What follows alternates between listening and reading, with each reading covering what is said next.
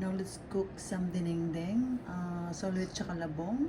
This is squash flower from my garden, bamboo shoot, and fried galunggong. Of course, the sikreto ng dinengdeng.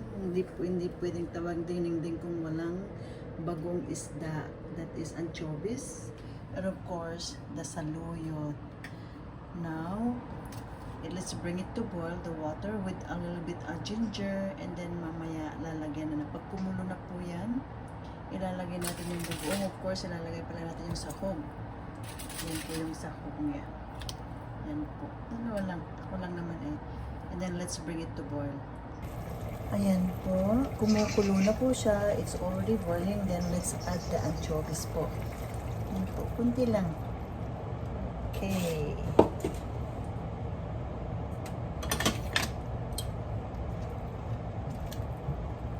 Then let's bring it to boil again.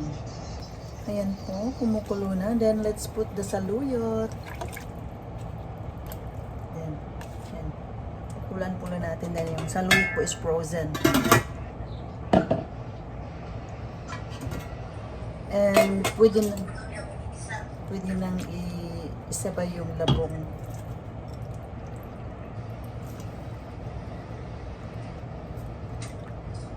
Ayan. Pakulan natin. Pakulan ulit natin. Ayan na po. Malapit na pong maluto. Ipapaibabaw po lang natin yung dahon ng kalabasa. Ayan po. Luto na po ang ating Ilocano dinengdeng saluyot with labong. Ang sahog po is optional lang po yan. Pwedeng bangus, tilapia, or galunggong. Yan po ang ating dinengdeng.